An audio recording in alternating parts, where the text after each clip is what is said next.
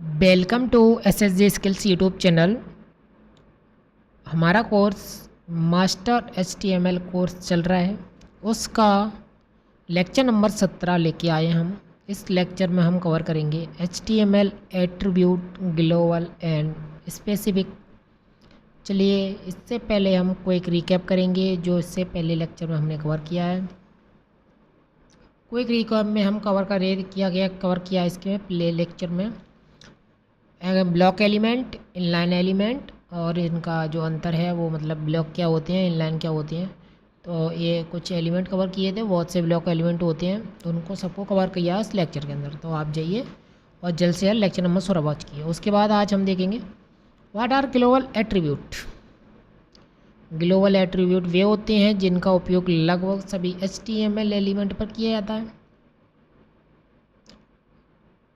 एक एलिमेंट को अतिरिक्त जानकारी देता है, यह एलिमेंट को अतिरिक्त मतलब ग्लोबल एलिमेंट क्या होते हैं।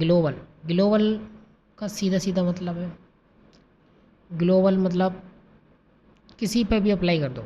ऐसे एट्रीब्यूट जो किसी भी टैग पर अप्लाई या एलिमेंट पर अप्लाई हो जाएं, तो ऐसे कौन से हैं। ऐसे एक तो होता है आईडी हम किसी भी टैग के अंदर दे सकते हैं। क्लास भी हम किसी भी टैग के अंदर दे सकते हैं। आईडी, क्लास, स्टाइल जो हम CSS पढ़ेंगे तब पढ़ेंगे इसका यूज, स्टाइल क्या होती है। और उसके बाद और भी बहुत से हैं, तो हम धीरे धीरे एक एक से कवर करेंगे। ऑल पर्पस ये सभी HTML एलिमेंट के लिए सामान्य है। These are element common all HTML element. Example ID, class, style, language, title, ये होते हैं। The ID attribute a unique identify. ID attribute क्या होता है।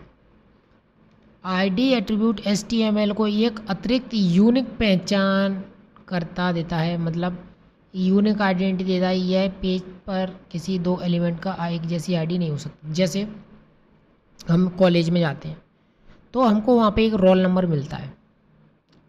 रोल नंबर ऐसा होता है जो हमारे पूरे कॉलेज में किसी से मैच नहीं खाता, तो ये हमारी क्या होती है, यूनिक आईडी होती है। रोल नंबर क्या होता है, हमारी यूनिक आईडी होती है। इसी प्रकार से मोबाइल नंबर हैं, सबके अलग अलग होते हैं यूनिक, तो उसी प्रकार से होती है आईडी भी हमेशा यूनिक होती है। किसी भी दो एलिमेंट जैसे इसकी और इसकी हम सेम आईडी नहीं दे सकते, दोनों की अलग अलग आईडी देनी पड़ेगी। जैसे इसमें दिया है हेडर, मेन कंटेंट, फुटर, सबकी अलग अलग आईडी है, किसी की हम सेम आईडी नहीं दे सकते। यह हमेशा यूनिक होती है। कैसी होती है, यूनिक आईडी हमेशा अद्वितीय होना चाहिए, मतलब यूनिक होना चाहिए, ऑलवेज यूनिक। पर्पस CSS एक विशिष्ट एलिमेंट को इंस्टॉल करने या जावास्क्रिप्ट में उसे एक्सेस करने का उपयोग किया जाता है। जब हम जावास्क्रिप्ट पढ़ेंगे, CSS पढ़ेंगे, तो आईडी हर एक मतलब एलिमेंट के अंदर लगानी मैंडेटरी नहीं, ज़रूरी पड़ेगी, 100% ज़रूरत पड़ेगी आईडी और क्लास की। अब देखते हैं हम क्लास एट्रीब्यूट। क्लास एट्रीब्यूट का उपयोग एक ही तरह या एक से स्टाइल वाले एलिमेंट के समूह या एक नाम देने के लिए किया जाता है। पेज पे कई एलिमेंट को क्लास एक जैसी हो सकती है। क्लास समझो, जैसे हम पढ़ने जाते हैं क्लास में, तो एक क्लास में कई स्टूडेंट होते हैं, 100, 200, 50, 10, 20, कितने भी स्टूडेंट हो सकते हैं, तो सभी स्टूडेंट की एक क्लास होती है। इसी प्रकार से कि मतलब एक क्लास के अंदर कितने भी एट्रीब्यूट हो सकते हैं सेम क्लास के। जैसे हाईलाइट इन दोनों की सेम क्लास है, दो अलग अलग एलिमेंट हैं, दोनों की सेम क्लास है, तो मतलब आईडी अभी अलग अलग दे रहे थे, क्लास हम सेम दे सकते हैं कितने भी एलिमेंट को। तो जिस प्रकार से हम एक क्लास के अंदर बहुत से स्टूडेंट होते हैं, उसी प्रकार से समझो। रीयूजेबल क्लास एक ही क्लास का नाम उपयोग कई एलिमेंट पर किया जा सकता है। The same class name can be used multi element purpose. CSS में एक से अधिक एलिमेंट पर एक ही स्टाइल लागू करने के लिए इसका उपयोग किया जाता है। मतलब इन दोनों एलिमेंट पर सेम स्टाइल लागू करने के लिए हम एक क्लास का यूज करेंगे। Live practice using and classes, ये तो होमवर्क है आपका, हमने सभी लेक्चर के अंदर होमवर्क कवर कर रखा है, इनको जरूर किया करो, ये बहुत ही इंपॉर्टेंट होते हैं। Practice is make perfection, line तो सुनी होगी। Live practice using ID and class. हम आईडी और क्लास की लाइव प्रैक्टिस करने चल रहे हैं। तो ये दिखेगी नहीं वेब पेज के अंदर, बस हम इसको देखेंगे किस प्रकार से यूज करते हैं। जब हम ले रहे हैं यहाँ पे, मान लो एक पी लिया पैराग्राफ, तो इसमें हमने लगा दी आईडी। ये आईडी एट्रीब्यूट हो गया। इसमें एक और पी लेंगे, ये क्लास एट्रीब्यूट लगाएंगे इसके अंदर। बस अभी के लिए हमको सिर्फ इतना ध्यान रखना है कि इसके अंदर मतलब क्लास का नेम दे दो कुछ हेलो, और आईडी का भी नेम दे दो कुछ,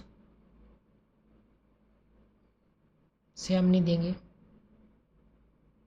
वर्ल्ड, कुछ भी दे सकते हैं XYZ WRLD। टेक्स्ट लिख दो, यहाँ पे भी टेक्स्ट लिख दो कुछ हेलो, हेलो समथिंग। एक हमने आईडी दे दी एक पी को, दूसरे पी को क्लास दे दिया। जब हम CSS पढ़ेंगे तब इनका यूज अच्छे से करना सीखेंगे। तो अभी के लिए बस इतना देख लो, आईडी ऐसे दी जाती है, क्लास ऐसे दी जाती है, और एक क्या है, ये ग्लोबल एट्रीब्यूट कहलाते हैं।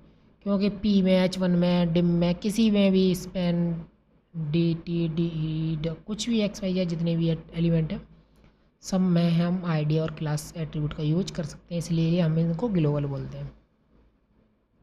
चलिए क्विक रिकैप कर लेते हैं, आज हमने क्या क्या कवर किया था। ग्लोबल एट्रीब्यूट कवर किए थे, ग्लोबल एट्रीब्यूट क्या होते हैं, उसके अंदर आईडी क्या होती है, क्लास क्या होती है, ये हमने कवर कर लिया है इस लेक्चर के अंदर।